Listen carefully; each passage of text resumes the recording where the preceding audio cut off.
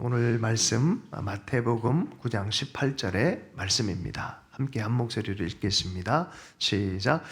예수께서 이 말씀을 하실 때 한 관리가 와서 절하며 이르되 내 딸이 방금 죽었사오나 오셔서 그 몸에 손을 얹어 주소서. 그러면 살겠나이다 하니. 아멘. 단 한 번의 터치와 만남으로도 모든 것이 바뀐다 라는 제목으로 해서 말씀의 은혜 나누겠습니다. 대림절 대담한 초대라는 주제 설교.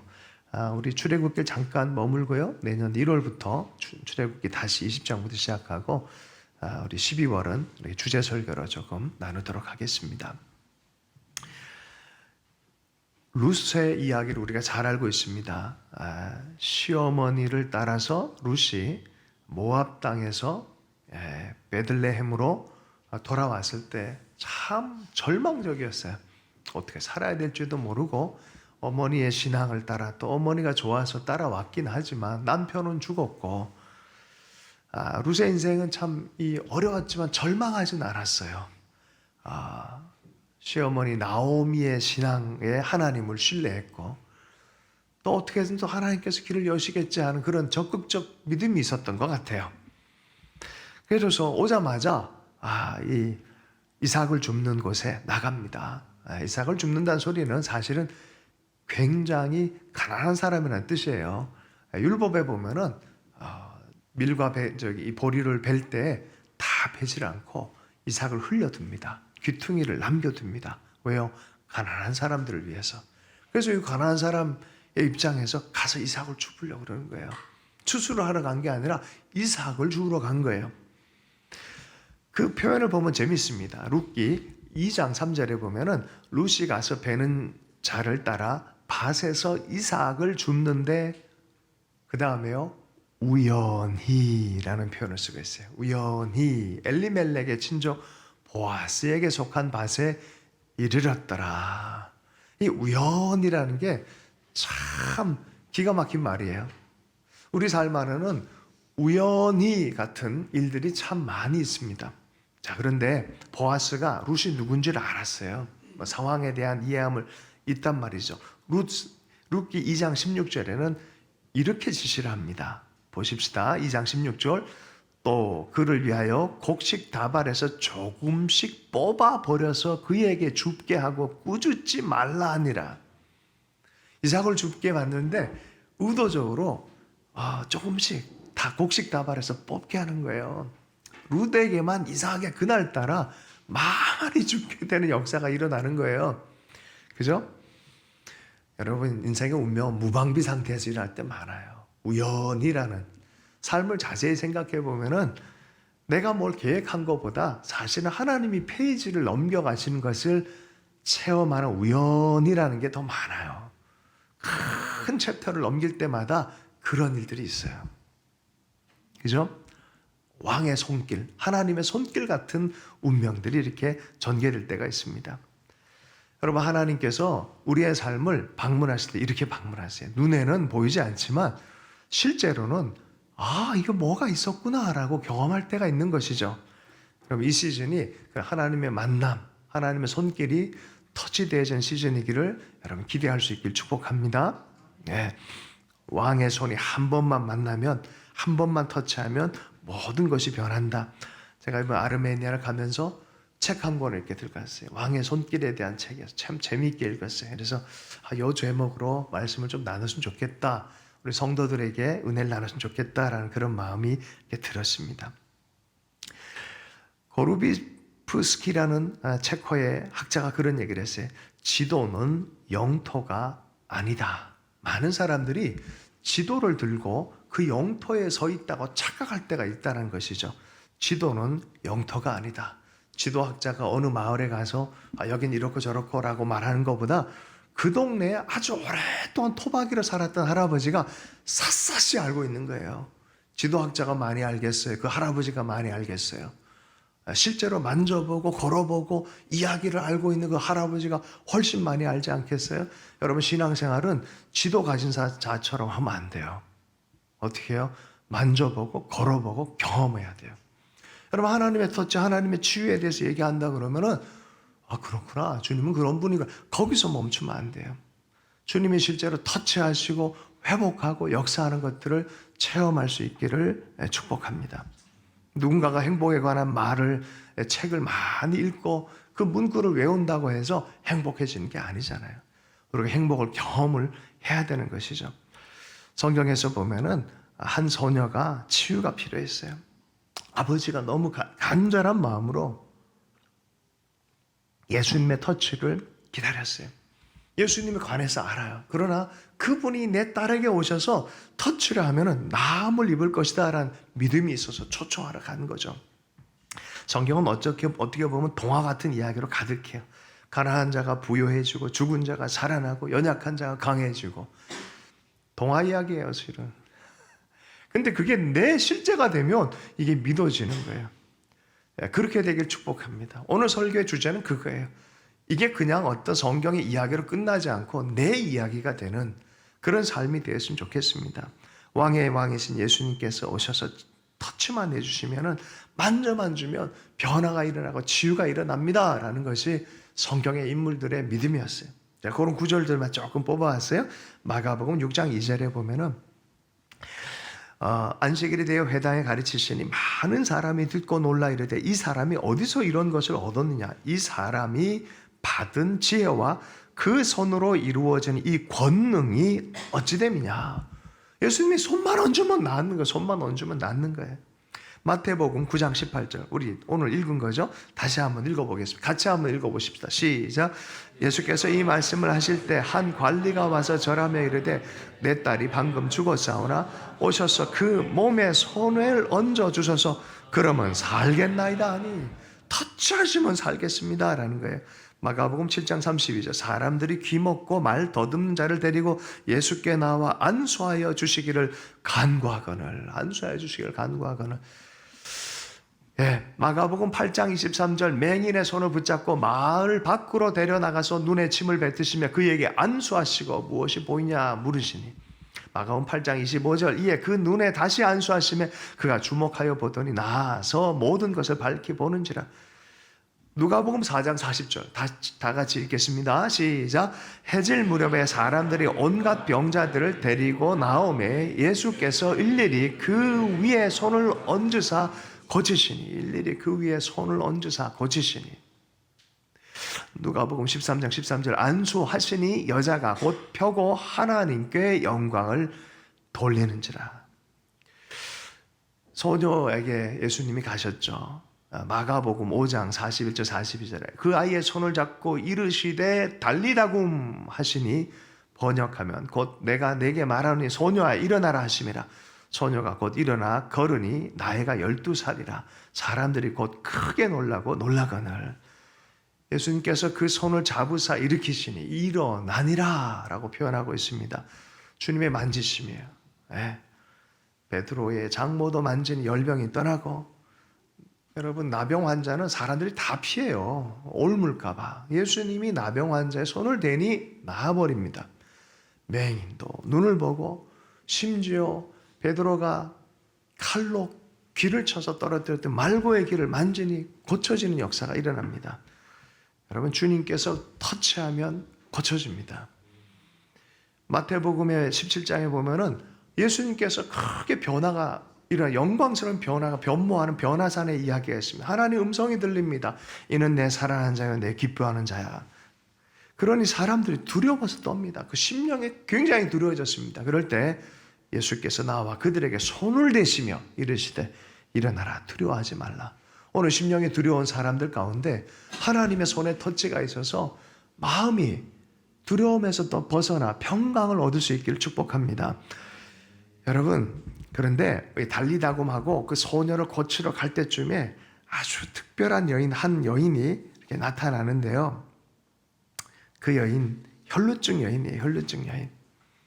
그 혈루증 여인은 예수님께서 손을 만지시니라는 단어를 5번이나 사용. 영어에서는 5번, 한글에서는 4번 이렇게 사용합니다. 어쨌든 어떻게 해서든지 주님이 터치가 일어나고 만져주시면 낫겠다라고 간절히 사모함이 있습니다. 여러분의 삶 안에 정말 주님이 내 삶을 터치해 주기를 정말 갈망하는 이 갈망이 있느냐? 오늘 주제의 말씀은 이것을 다루고 있는 거예요. 실은 내 마음 안에 이 문제거리, 이 삶의 상황을 정말 만지려고 애쓰는 그것이 있느냐? 오늘 이것이 회복되는 역사가 있기를 축복합니다. 예, 마태복음 14장 35절 36절 다시 보면요, 그곳 사람들이 예수신 줄 알고 그 근방에 두루 통제하여 모든 병든 자를 예수께 데리고 와서 다만 예수의 옷자락에라도 손을 대게 하시기를 간구하니 손을 대는 자는 다 나음을 얻으니라. 하나님의 사람들이 이 하나님을 경험하고 나면 신앙생활이 달라진다니까요. 관에서 신앙생활하는 게 아니라 이건 내 하나님이 되죠. 내 삶의 하나님이 되죠. 오늘도 인도하시고 오늘도 역사하시는 이 모든 일이 사실은 성령을 통해서 말씀이 내 삶이 되어진다는 것들을 가르치는 것이죠. 이런 것이 우리의 삶 안에 드러났으면 좋겠습니다. 나폴레옹이 이런 얘기를 했어요. 만일 소크라테스가 방에 들어왔다면 난 일어나 그에게 경의를 표했을 것이다. 그러나 예수께서 방에 들어오셨다면 나는 무릎을 꿇고 그에게 경배했을 것이다. 영국의 카뉴트 왕이라는 분이 그런 예수를 잘 믿는 겸손한 왕이에요. 어느 날 갑자기 신하를 데리고 바닷가 파도가 치는 곳에 자기 의자를 앉게 하고 대화한 거죠. 모든 만물과 모든 사람이 나에게 복종하느냐 그랬더니 신하들이 세계가 당신 앞에 굴복하고 당신께 경의를 표합니다 라고 그렇게 얘기를 했다는 거죠. 그때 갑자기 이렇게 선포하더란 거죠. 왕이 바다여 정죄하라, 파도야 멈춰라. 멈추기는커녕 파도가 밀려와서 왕자에서 떨어진 거예요. 교훈을 주려고 이 왕이 한 거예요, 실은. 그랬더니 그런 얘기를 했어요. 모든 자들은 왕들의 권력이 얼마나 공허하고 무가치한지 알지어다.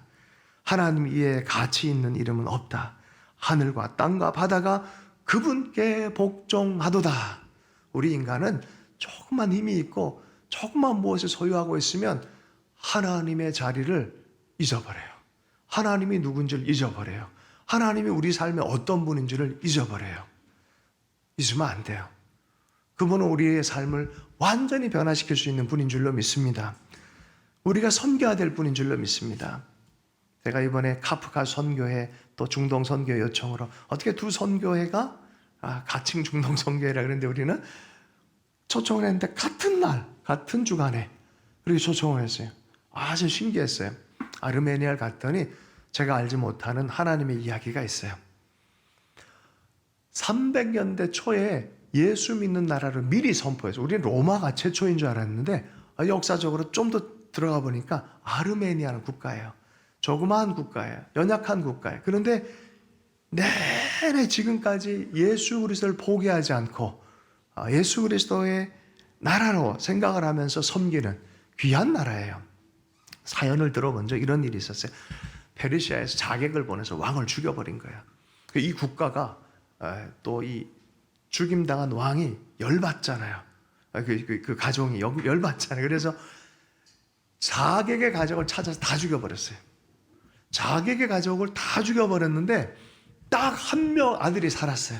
이 아들이 로마를 가서 예수 그리스도를 영접하고 하나님의 복음에 대해서 깊이 깨닫게 된 거예요. 어디로 갈게요?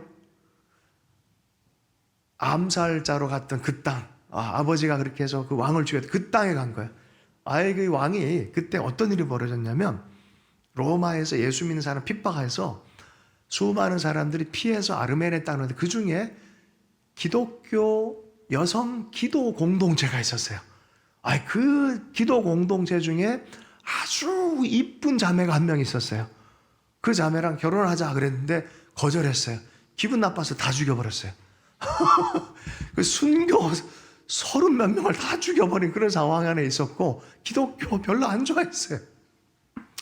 그런 분위기에서 이 그레고리라는 사람이 이곳에 와서 복음을 전한다 그러니까 기분이 좋겠어요? 자기 아버지를 죽인 그 원수의 아들이 왔는데 들어가 그래가지고 동굴에 집어던져서 13년 동안 동굴.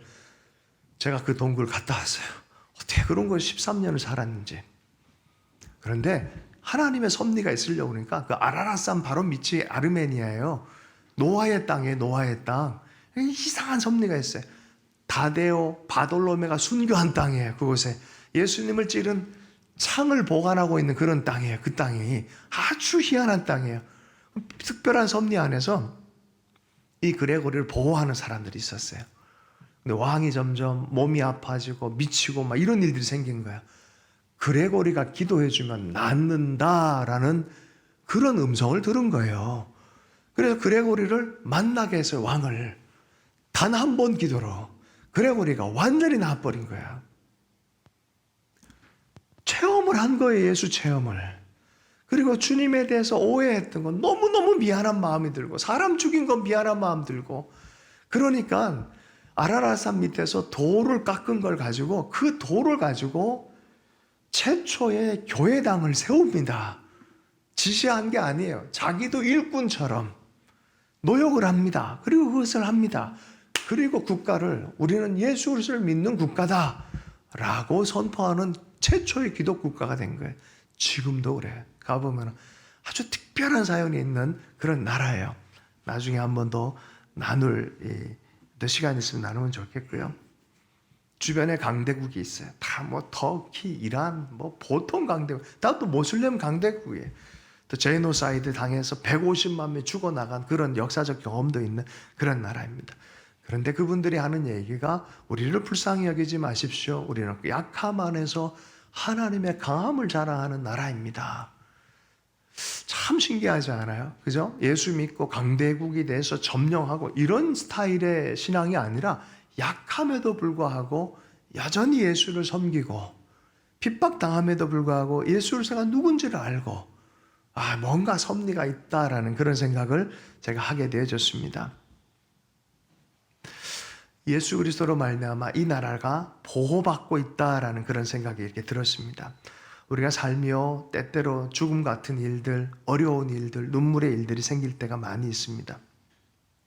나인성 과부의 죽음의 행렬 가운데 정말 남편 없죠. 아들밖에 없었는데 아들마저 죽어버렸다면 어떤 마음이 들겠습니까? 다 우울하고 죽음에 짓눌려서 슬픔 안에서 걸어가는 그 모습을 제자와 함께 걸어왔던 예수의 행렬이 딱 마주칩니다. 엄마가 고쳐달라는 얘기를 안 했어요. 예수님이 이 그룹에 대해서 그 슬픔을 보고 친히 가셔서 아들한테 일어나게 만들어버려요. 주님께서 개입하셔서 부탁하지 않은 일을 행하십니다. 슬픔을 몰아냅니다. 죽음의 행렬과 생명의 행렬이 딱 마주친 거예요. 생명이 죽음을 몰아내기 시작합니다. 여러분, 우리 삶 안에 이것을 기대하며 바라봤으면 좋겠어요. 어떤 사람들에게는 그게 느껴지고 체험하는 사람이 있는 반면에 왜 나는 아직 아닙니까? 라고 할 때가 많이 있어요. 사실은 하나님의 카이로스에 해당되는 시간의 이해를 할 필요도 있습니다. 요한복음 11장에 보면 나사로가 이미 죽어버렸어요. 예수님 좀 일찍 오셨으면 내 오라비가 죽지 않았을 건데 주님께서 그때 뭐라고 말씀하셨습니까? 요한복음 11장 25절의 말씀입니다. 예수께서 가라사대 나는 부활이요 생명이니 나를 믿는 자는 죽어도 살겠고 무릇 살아서 나를 믿는 자는 영원히 죽지 아니하리니 이것을 내가 믿느냐. 우리 마리아와 마르다도 알고 있었어요. 영원한 삶에 대해서 분명히 알고 있었어요. 4,000년 전에 씨앗이 얼마 전에 발견돼가지고 이집트에 미래 씨앗이 발견돼져서 요새 다시 틔워진 거 아십니까? 한 몇 년 전부터 그게 되게 유명해졌어요. 완전 천연밀 그래가지고 4,000년 만에 심어서 다시 했는데 자라났어요. 이게 왜 그렇습니까? 씨눈 때문에 그래요. 거기 생명의 씨가 있기 때문에 그래요. 예수 그리스도를 영접한 사람들에게는 이러한 영원한 생명이 심어져 있어요. 이거 그냥 장난 아닙니다. 이거 그냥 대충 이렇게 믿는 그런 거 아니에요. 믿는 거예요. 예수님께서 그걸 보여주길 원하는 거예요. 죽었다고 생각하느냐? 지금 일어날 것이다 라고 말합니다. 그리고 그 본보기로 죽은 자 나사로를 살려버립니다. 제가 이번에 가서 조금 어르신들을 즐겁게 해드리려고 농담을 많이 했는데 많이 힘들었었어요. 제가 나사로에 대해서 얘기를 할 때 노아가 굉장히 좋아했을 것이다. 나사로를 신약의 인물 중에 왜라고 묻더라고요. 그래서 예수님이 이렇게 얘기했다. 풀어 놓아 다니게 하라. 나사로에게 풀어 놓아 다니게 하라. 그렇죠. 이런 민망한 느낌이 싹 들었어요. 기억하셔야 돼요. 풀어 놓아 다니게 하라. 죽음에 묶여있는 것들을 풀어놓아 다니게 하라. 풀어놓아 다니게 하라. 눌려있지 마라라고 말하는 거예요. 나를 믿는 것은 지금 죽음처럼 보이는 거지만 결코 그렇지 않다라는 거야. 살아있는 것이라는 거죠. 아르메니아 왜 저렇게 약하게 오랫동안 갖게 했을까? 북한 100년 동안 기도했는데 아직도 이럴까? 그죠? 하나님의 시간이 오고 있습니다. 각 사람마다 시간이 있고요. 각 가정마다 시간이 있어요. 여러분 믿으셔야 돼요. 각 사람들마다 하나님의 카이로스의 시간이 있어요. 룻이 보아스를 만나듯이 아주 특별한 시간대가 있어요. 하나님이 오실 때가 있습니다. 하나님을 만질 때가 있고 하나님이 만져주실 때가 있고. 여러분 오늘 이 말씀을 따라서 한 3가지만 생각해 보려고 합니다. 첫 번째는 적극적 믿음으로 하나님을 붙들기를 축복합니다. 이 시즌은요, 가만히 있으면 자꾸 우울해지는 시대예요. 시대가 그래요, 시대가. 그러니까 적극적으로 만나야 돼요. 죽음의 행렬에서 벗어나는 준비를 해야 돼요. 환희의 행렬 안에 들어갈 믿음의 붙잡음이 필요한 시대입니다. 12살 된 이 야이로의 딸을 고치러 갈 때 12년 되어진 혈루증을 가진 여인이 어떻게 하든지 예수님을 만나면 난 살겠다라는 믿음으로 다가가는 거예요. 그 믿음, 어떻게 하면은 겨우 가서 어떻게 딱 붙잡았는데 능력이 흘러갔어요. 치유의 능력이 흘러갔어요. 누가복음 8장 46절 48절의 말씀 잠깐 보겠습니다. 예수께서 이르시되 내게 손을 댄 자가 있도다. 이는 내게서 능력이 나간 줄 알미로다 하신대. 여자가 스스로 숨기지 못할 줄 알고 떨며 나와 엎드려 그 손 댄 이유와 곧 나은 것을 모든 사람 앞에서 말하니 예수께서 이르시되 딸아 내 믿음이 너를 구원하였으니 평안히 가라 하시더라. 여러분 예배 드릴 때도 기도할 때도 우리가 그냥 이런 말이 있어요. 기도할 수 있을 때까지 기도해라 라는 말이 있어요. 무슨 얘기인지 아셔야 돼요. 기도할 수 있을 때까지 기도해라. 기도가 터질 때까지 기도해라. 기도를 어떻게 하면 좋을까요? 물어보는 사람한테 기도가 나올 때까지 기도해라. 무슨 소리인지 이해할 수 있길 축복합니다. 다시 한번요. 우리가 예배드리고 기도하고 하나님의 말씀 볼 때 은혜가 임할 때가 있어요. 갑자기 예수의 능력이 흘러 들어올 때가 있어요. 예수님께 나아가서 붙잡았을 때 갑자기 그 능력이 흘러 들어오는 거예요. 내게 손을 댄 자가 있도다. 이는 내게서 능력이 나간 줄 알미로라. 여러분 같은 예배를 드려도 어느 날은 다를 때가 있어요. 하나님이 그 말씀을 통해 예배를 통해 기도를 통해 터치하실 때가 있어요. 그리고 내 믿음이 너를 구원하였으니 평안히 가라 라고 선포해 주시기 그럴 때가 있습니다. 예수님께서는 유대학자는 그래요. 예수님께서 이렇게 숄 같은 거 말씀의 그 상징을 갖고 입고 있는데 그 옷을 붙잡았다는 거예요. 하나님의 말씀의 상징, 하나님 나라의 상징, 말씀이 중심되어진 나라. 그 여인이 그걸 붙잡았다는 거예요. 내가 하나님 예수 그리스도와 그 나라를 붙들겠습니다 하는 그 마음으로 붙들었다는 거예요. 삶에 얼마나 많은 힘든 일이 있습니까? 그 순간순간마다 좌절하지 마십시오. 내가 나아가 붙들겠다라는 그 믿음의 은사가 부어지길 축복합니다. 여인은 그 믿음이 있었어요. 그 믿음은요 어떻게 보면 전투와 같아요. 전투와 같아요. 히브리서 11장 6절 말씀입니다. 믿음이 없이는 하나님을 기쁘시게 하지 못하나니 하나님께 나아가는 자는 반드시 그가 계신 것과 또한 그가 자기를 찾는 자들에게 상 주시는 이심을 믿어야 할지니라. 뒤로 물러나지 마라. 믿음으로 전진해라 라고 말하는 것이죠. 마태복음 14장의 말씀에 다만 예수의 옷자락이라도 손을 대게 하시기를 간구하니 손을 대는 자는 다 나음을 얻으니라. 이런 여호수아와 갈렙처럼 나아가 붙들려고 하는 자들에게는 모든 사람을 다 낫게 하셨다는 거예요. 여러분 믿음의 전진을 할 수 있기를 축복합니다. 두 번째는 예수님이 지나가시는 때를 포착하라라는 거예요. 멍 때리지 말라는 소리, 깨어있으라는 소리입니다. 포착하라라는 소리입니다. 기회를 포착하라라는 거예요. 기회를 잘 포착한 사람 중에 한 명이 삭개오였어요. 삭개오. 이분의 마음이 얼마나 인색할까라고 생각하고 얼마나 비애국주의자일까, 비도덕적일까 많은 사람을 비난하면서 이 사람을 눌려버렸어요. 저 애국도 하지 않고 저 욕심쟁이고, 그러나 알고 봤더니 누구보다 더 풍성한 사람이었어요. 누구보다 그 마음 안에 많은 사람을 향해서 정당하게 살아가길 원하고 풀어놓고 살아가길 원하는 그 마음을 예수님은 아셨어요. 그리고 이 삭개오가 예수님이 지나갈 때 그때를 정확하게 포착하기 위해요, 어디 갔습니까? 뽕나무 위에 올라갔어요. 키가 작으니까 눌려 있었단 말이죠. 뽕나무 위에 올라가서 예수님이 지나가는 것을 놓치지 않길 원했습니다. 주님이 내려와라, 내가 네 집에 오늘 거하겠다. 다른 사람이 너를 누를지 모르지만 나는 너를 인정한다. 얼마나 놀라운 축복입니까? 그죠? 주님이 우리를 인정하면 됐죠. 주님이 우리를 위로하면 됐죠. 그 얘기를 하는 거예요. 여러분, 삭개오가 그냥 가만 앉아 있었으면 이런 일이 일어났겠습니까? 그죠? 기회를 포착했어요. 은혜의 때가 있다라고 얘기를 합니다. 은혜의 때가 있습니다. 성 프란치스코의 유명한 일화입니다. 추운 겨울에 누가 문을 두드렸어요. 문을 열어보니까 문둥병자예요. 이 문둥병자가 이거 가까이 하면 안 될 대상이 온 거죠. 문을 열어주니까 몸 좀 녹이게 해달라고 한 거죠. 조금 있다 보니까 배가 고프다는 거예요.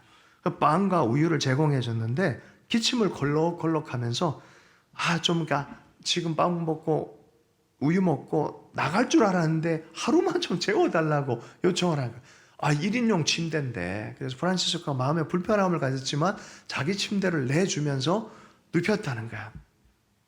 그런데 조금 있다가 오돌오돌 떨면서 자기가 너무 오한이 되니까 좀 안아달라고 그런 거예요. 어떻게 할게요? 성 프란치스코가 안 하셨어요.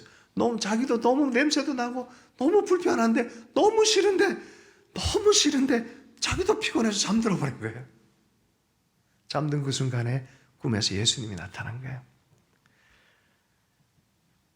예수님께서 말씀하시기에, 프란치스코야, 나는 내가 사랑하는 예수란다. 내가 나를 이렇게 극진히 대접했으니 하늘의 상이 클 것이다. 그리고 눈을 떴는데 없어요. 예수님이었어요. 예수님. 때로는 하나님이 그렇게 지나가신다라고 말씀하세요. 마태복음에 읽어보면 정말 그 문자 그대로 말씀하잖아요. 주님이 때로는 그렇게 지나간다는 거예요. 제가 이번에 비행기 타고 내렸는데 인도의 이 분이 흰 옷, 그 인도 스타일의 옷을 입고 의정부를 어떻게 가냐는 거예요.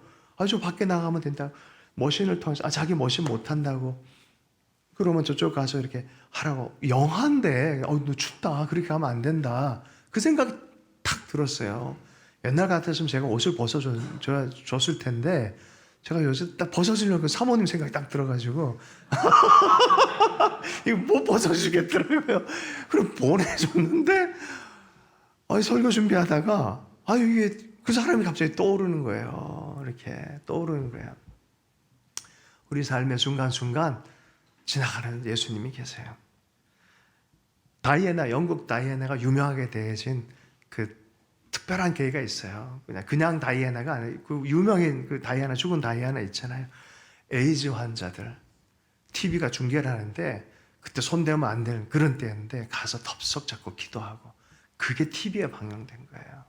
여러분, 지나갈 때를 포착하는 사람들이 있어요. 그리고 하나님의 마음을 사로잡으려고 먼저 뛰어가는 사람들이 있어요. 다윗이 그랬어요. 하나님이 그랬어요. 야, 내가 언제 너한테 내 성전 지어달라 그래요. 온 열방, 온 우주 만물이 내 발등상인데 무슨 네 마음 근데 굉장히 귀하다라고 말하는 거예요. 바로 그게 포착하는 거예요. 하나님이 지나가는 걸 포착하는 거예요. 옆 사람에게 하나님이 지나가실 때를 포착하십시오. 삭개오가 포착을 했었고, 그죠? 엘리사는 나아만 문둥병자가 왔을 때 이렇게 저기 요단강에 가서 물 담그십시오라고 했지만 예수님은 그냥 아예 손을 대버려요. 손을 대서 예수님처럼, 프란치스코처럼 여러분 나아가서 섬기기 시작하면은 그러한 주님의 손길이 되게 되는 줄로 믿습니다. 우리 세 번째로 마지막으로 우리가 왕의 손길이 돼서 인내와 사랑으로 계속해서 하나님을 만나고 만나게 하는 삶을 살 수 있기를 원합니다. 여러분, 기도하고 하나님 나라를 섬겨가는 것은요, 그냥 의식적인 행동으로 끝나지 않아도 좋겠어요. 내 삶의 실제가 돼야 돼요. 그죠? 살아있는, 지도 들고 영국 갔다, 미국 갔다 자랑할 수 없잖아요. 그 땅을 밟아봐야 우리가 경험한 걸 얘기할 수 있는 것처럼 하나님을 경험하고 체험하며 나아가서 얘기할 수 있는 사람 되기를 원합니다. 그렇게 살기로 결정하면 이 나라가 너무나 명백한 나라예요. 이 나라는 실제의 나라예요. 우리가 속해 있는 나라가 어떤 나라인지 부인할 수 없습니다. 하나님께 속한 나라, 그 나라의 삶. 여러분 성령 충만하게 내가 주님의 손길이 되어 살아가는 그 삶을 살아갈 수 있기를 원합니다. 사도행전 19장 11절 12절 말씀인데요. 하나님이 바울의 손으로 놀라운 능력을 행하게 하시니 심지어 사람들이 바울의 몸에서 손수건이나 앞치마를 가져다가 병든 사람에게 얹으면 그 병이 떠나고 악기도 나가더라. 사도 바울은 내면 안에 유장병이 있었어요. 이 디모데도 좀 그랬고 사도 바울도 몸이 안 좋았고 안질이 있고 그거 갖고 열심히 기도하는데 어떤 때 안 들어주세요. 은혜의 도구로 그 어려운 가시 같은 걸 껴안아야 너는 은혜가 계속 나타나니까 너는 그렇게 가야 된다 하는 사람들이 있어요. 그러나 대부분의 사람들에게는 기도해라라고 해요. 치유를 위해 기도해라라고 말할 때가 있어요. 제가 아는 목사님이 아들이 손자를 낳았는데 곧 죽게 생긴 거예요. 그러니 이 아들 목사가 너무 아픈 마음이 생겨가지고 그 시체를, 죽은 시체를 두고 그 시체 밑에서 3일 동안 붙들고 나사로처럼 살아날 거다라고 기도를 했어요. 근데 아버지 목사님은 저기 유럽에서 어떤 여행을 하고 있을 때 그 얘기를 듣고 기도했는데 하나님이 그 아이를 내가 받았다라는 음성. 그러나 그러니까 아들 입장에서, 아들 목사 입장에서는 자기 아들이잖아요. 그걸 붙들고 그렇게 기도를 한 거야. 그 기도 네트워크에 다 알려가지고 기도 네트워크, 전 세계 네트워크에 4,500만 명이 기도를 했어요. 4,500만 명. 부산에 있는 목사님 얘기예요. 저들은 안 되겠다 싶어서 할아버지 목사님이 또 할아버지인데 60 조금 넘으신 분이에요. 가셔가지고 이제 다 정리하고 하나님께 드리자고 이 아이를 위해서 4,500만 명이 기도하고 또 어떤 곳에서는 이 아이 기념으로 해서 어떤 선교 단체 또 센터도 하나 짓고 하는 그런 의미 있는 그런 것도 있었다는 것이죠. 때로 우리가 이해 못하는 게 사도 바울도 그랬잖아요. 자기가 다른 사람들을 치유하는 굉장한 강력한 역사이지만 어떻게 보면 상처 입은 치유자 같아요. 여전히 자기도 치유받아야 될 사람이에요. 그럼에도 불구하고 자기 삶을 통해서 치유가 나타나는 거예요. 여러분 주님 나라 가면 완전하게 우린 치유받을 것입니다. 그러나 내가 지금 아프고 힘들다고 해서 하나님의 손길을 전하는 것을 외면하지 마십시오. 나 아파도 내 삶을 통해서 누군가는 낫게 하는 게 주의 뜻인 줄로 믿습니다. 아멘이십니까?